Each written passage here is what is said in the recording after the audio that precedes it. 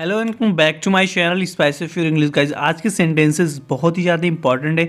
ये सारे sentences guys Pushpa movie से है। अगर आप ये सारे सेंटेंस सीखना चाहते हैं और अच्छे से इंग्लिश बोलना चाहते हैं तो गाइज वीडियो को लास्ट तक ज़रूर देखना ताकि आप अपनी इंग्लिश को इम्प्रूव कर सकें। चलिए गाइज शुरू करते हैं। आज का हमारा पहला सेंटेंस है। यहाँ पे गाइज ये पुलिस को चकमा दे के भाग रहा था, तो ये पुलिस वाला बोल रहा है कि तू पुलिस को चकमा देकर भाग रहा है। You are escaping right in front of police. You are escaping right in front of police. कहने का मतलब है कि you are escaping. Escape का मतलब होता है भागना। You are escaping right in front of police मतलब कि ठीक पुलिस के सामने से। तो मतलब है कि तू पुलिस के सामने, ठीक पुलिस के सामने से भाग रहा है, यानी कि पुलिस को चकमा देकर भाग रहा है। Who are you? कौन है तू?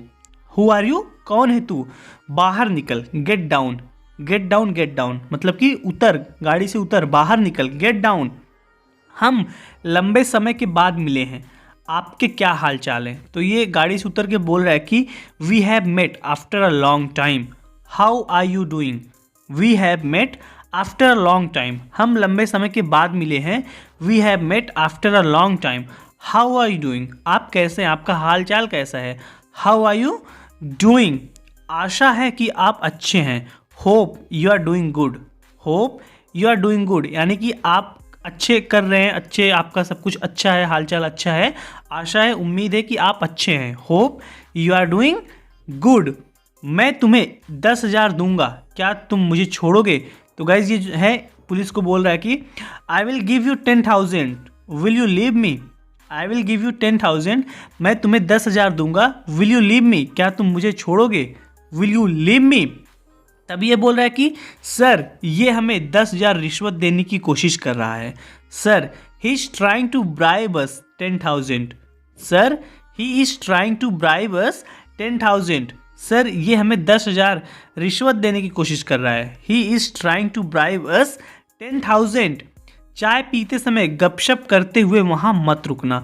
तो गाइज ये लोग जो सारे वर्कर थे, काम कर रहे थे, तो मालिक से बोल रहे हैं कि हम लोग चाय पीने जा रहे हैं। तो यहाँ पे ये मालिक बोल रहा है ठीक है जाओ चाय पीने, बट वहाँ गपशप करते टाइम रुकना मत। चाय पीते time don't stay there gossiping while you go and have tea. Don't stay there gossiping while you go and have tea. कहने का मतलब है इसकी डोंट स्टे देयर, वहाँ मत रुकना। गॉसिपिंग मतलब कि गपशप करते हुए, वाइल यू गो जब तुम वहाँ पे जाते हो, और हैव अ टी और चाय पीते हो, यानी कि चाय पीते दौरान और जाते टाइम वहाँ पे रुकना मत। Don't stay there gossiping while you go and have tea यानी कि चाय पीते समय और रास्ते में रुकना मत, गपशप मत करना, जल्दी आना। कहने का मतलब ये है गाइस कि डोंट स्टे देयर, वहाँ मत रुको। गॉसिपिंग, गॉसिपिंग गाइस यहाँ पे पार्टिसिपल का यूज किया गया है। While you go and have T, चाय पीते समय गपशप करते हुए वहाँ मत रुकना, बहुत काम है, जल्दी वापस आना। Come fast, we have lots of work. Come fast यानी कि कम फास्ट, जल्दी आना। We have lots of work, बहुत काम है। We have lots of work. ये कौन है? क्या आपका दामाद है? बैठा ऐसे है जैसे इस जगह का मालिक हो। तो गाइज ये एक वर्कर थे, इस चेयर पर बैठा हुआ है, तो यहाँ पे मालिक के साथ कोई आता है तो ये मालिक से बोल रहा है ये कौन है? ऐसे बैठा है जैसे कि इस जगह का मालिक हो। Who is he? ये कौन है? Who is he? Is he your son in law? क्या यह आपका दामाद है? Is he your son in law? Sitting as if he owns the place, बैठा ऐसे है जैसे कि इस जगह का मालिक हो। आप ऐसे भी बोल सकते हो गाइज कि he is sitting as if he owns the place, यानी कि वह ऐसे बैठा है जैसे कि इस जगह का मालिक हो। अगर आप इसको एक एडजेक्टिव क्लॉज की तरह यूज़ करना चाहते हैं तो आप ही इसको हटा के is he your son in law sitting as if he owns the place एक ही सेंटेंस में बोल सकते हैं। क्या ये आपका दामाद है? बैठा ऐसे है जैसे कि इस जगह का मालिक हो। आप इसको अलग करके बोल सकते हैं is he your son in law, he is sitting as if he owns the place, ऐसे बैठा है जैसे इस जगह का मालिक हो। आप ऐसे भी बोल सकते हो। आगे देखते हैं गाइज, वह लड़का कौन है? पैर पर पैर रखकर बैठा है। तो मालिक अंदर जाता है, एक दूसरे वर्कर से बोलता है कि वो आदमी कौन है? Who is that guy sitting cross legged? Who is that guy sitting cross legged? वह लड़का कौन है? पैर पर पैर रखकर बैठा है। तो गाइज यहाँ पे जो सिटिंग क्रॉस लेग्ड है, ये एक सिटिंग जो है एक एडजेक्टिव की तरह यूज किया गया है। आप इसको ऐसे भी बोल सकते हो कि हु इज डैट गाय? वह लड़का कौन है? He is sitting cross legged, वह पैर पर पैर रखकर बैठा है। आप ही इज का सब्जेक्ट हटा के डायरेक्ट आप एडजेक्टिव क्लॉज का यूज कर सकते हो एक सेंटेंस में। Who is that guy sitting cross legged, वह लड़का कौन है?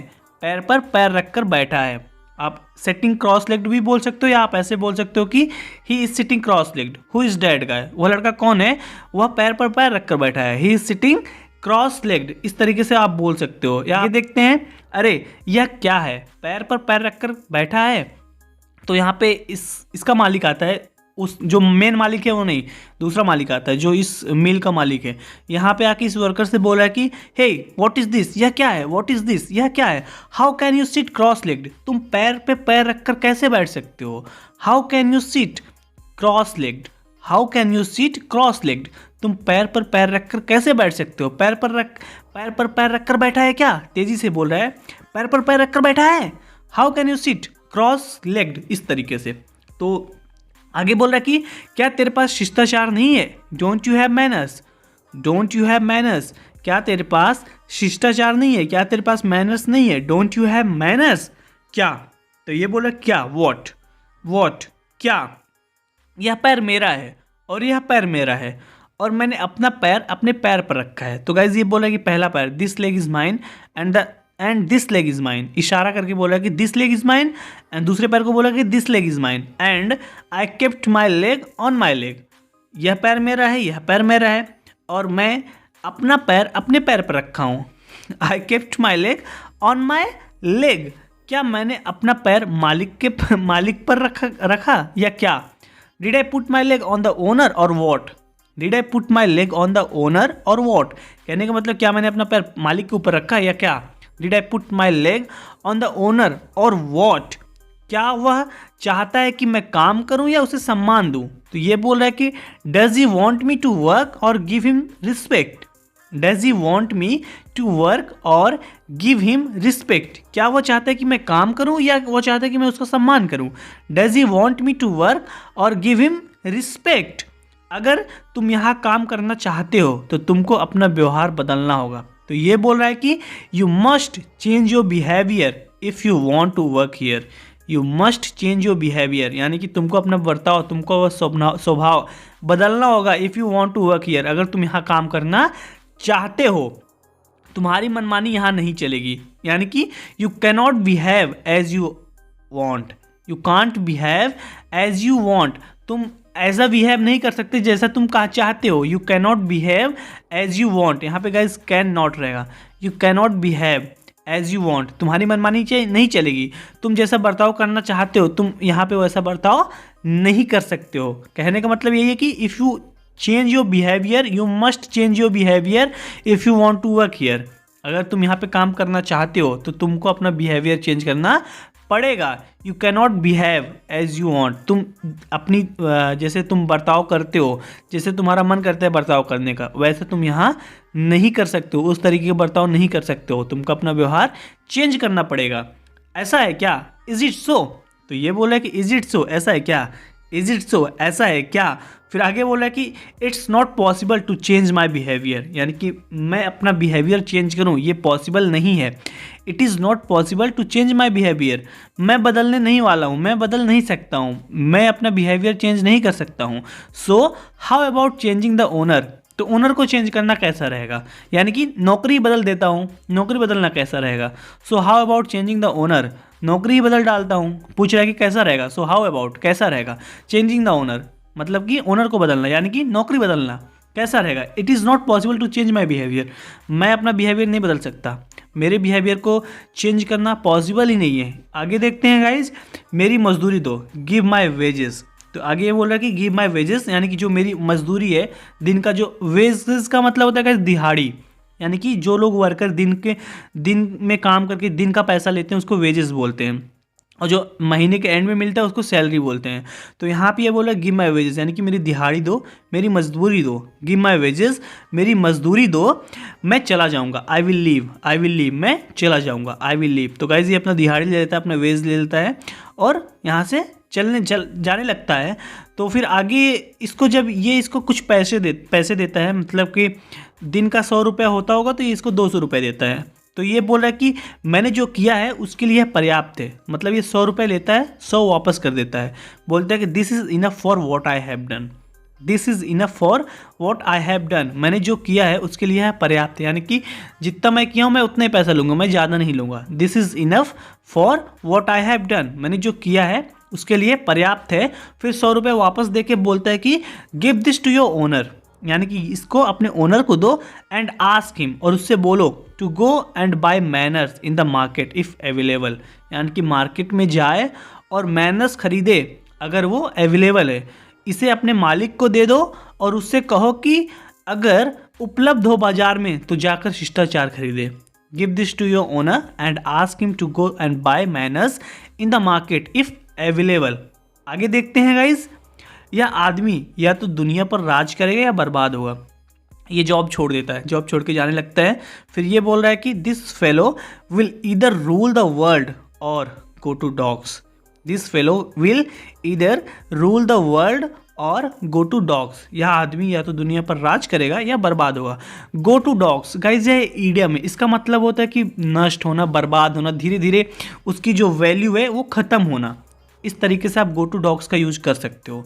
अगर कोई बंदा बर्बाद हो गया तो गो टू डॉग्स बोल सकते हो, ही वेंट टू डॉग्स। अगर कोई कंपनी है उसकी जो वैल्यू है धीरे धीरे खत्म हो, मतलब घटती चली जा रही है, आप ऐसे बोल सकते हो this company has been going to dogs lately, आजकल ये कंपनी धीरे धीरे बर्बाद हो रही है। This fellow will either rule the world, या आदमी या तो दुनिया पर राज करेगा और गो टू डॉग्स, या तो बर्बाद होगा। आगे देखते हैं, ऐसे कितने दिन भागोगे। तो गाइज़ ये इसको पैसा दिया था, तो अभी इसके घर पे आके बोल रहा है तुम मेरा पैसा कब दोगे, बार बार भाग रहे हो, ऐसे कितने दिन भागोगे। How many days will you escape like this, how many days will you escape like this, ऐसे कितने दिन भागोगे। How many days will you escape like this, मैं कितनी बार तुम्हारे घर आऊँ।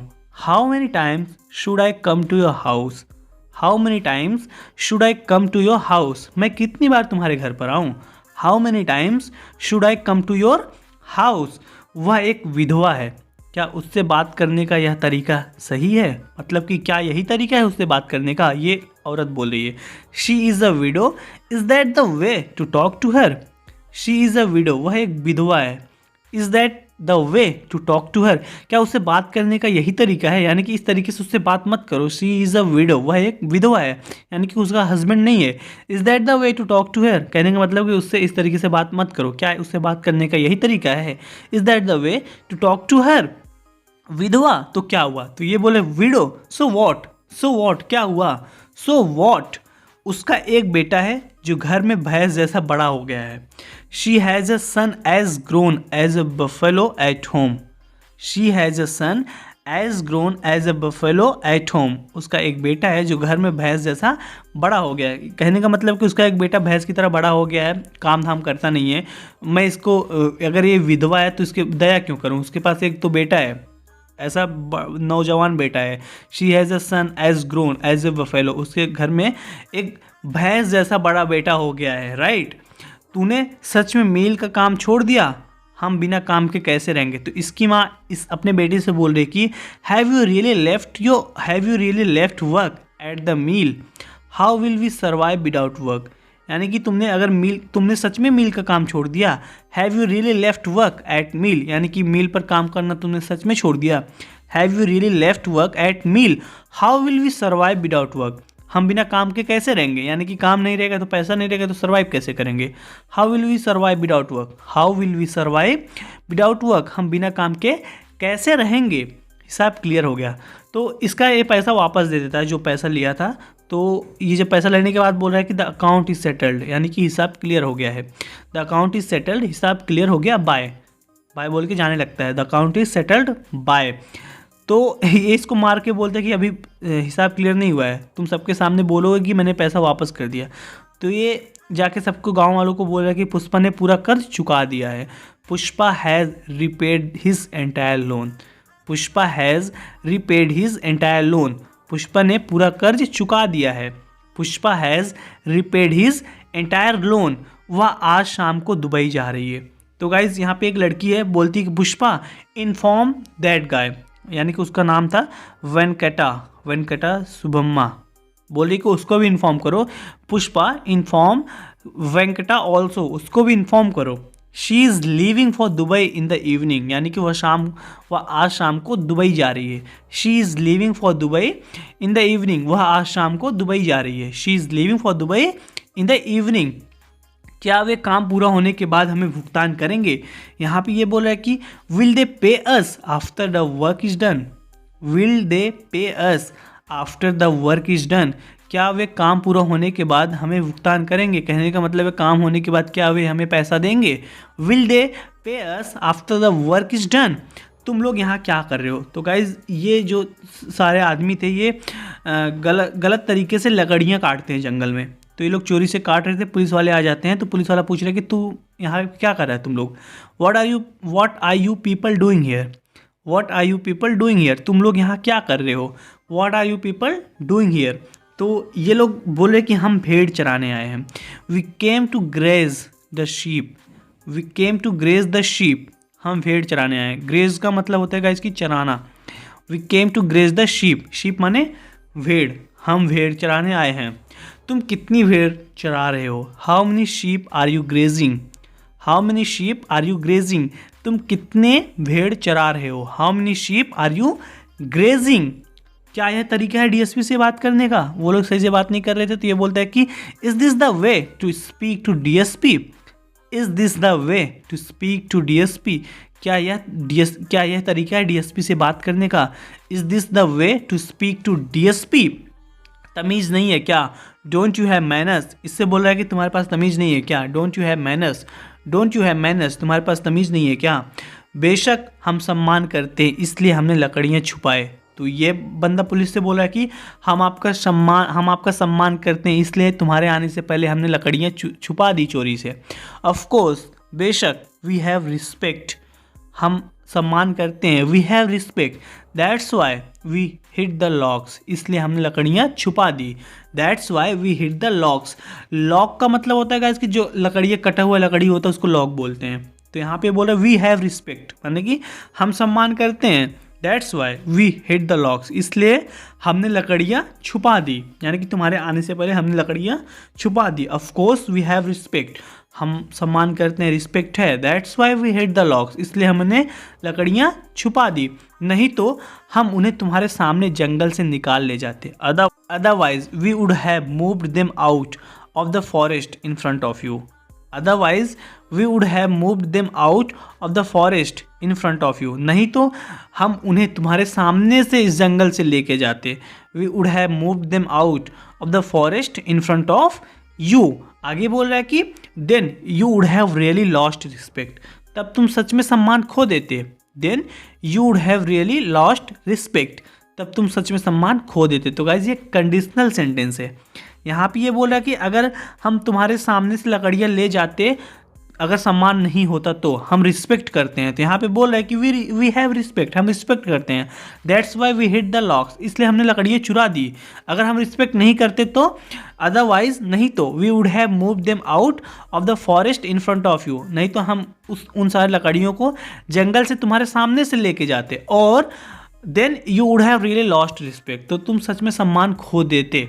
इतना बोला, फिर आगे बोल रहा है कि होशियार मत बन, माल कहाँ है। तो ये पुलिस बोला don't act smart, don't act smart, where are goods, यानी कि डोंट एक्ट स्मार्ट, होशियार मत बन। डोंट एक्ट स्मार्ट, होशियार मत बन, माल कहाँ है, यानी कि लकड़ियाँ कहाँ है। Where are goods, where are goods, माल कहाँ है, लकड़ियाँ कहाँ है। Where are goods, don't act smart. Well guys, आज की इस वीडियो में इतना ही। जरूर बताना कि आपकी वीडियो कैसी लगी। अगर आप कुछ नया सीखे हैं गाइज, इस चैनल पे नए हैं तो वीडियो को लाइक कीजिए और चैनल को सब्सक्राइब कीजिए गाइज, क्योंकि मैं डेली आपके लिए इस तरीके की वीडियो बनाता हूँ ताकि आप इंग्लिश को इंप्रूव कर सकें। गाइज अगर आप इन सारे सेंटेंस को सीखना चाहते हैं तो वीडियो दोबारा देखिए। अगर आपको समझ में ना आई हो, बार बार इन सारे सेंटेंसेस को बोलने की कोशिश कीजिए, क्योंकि जितना आप बोलोगे उतनी जल्दी आप इंग्लिश को इंप्रूव कर सकते हो। मैं आपसे अगले वीडियो में मिलता हूँ। Till then take care, keep practising and thanks for watching.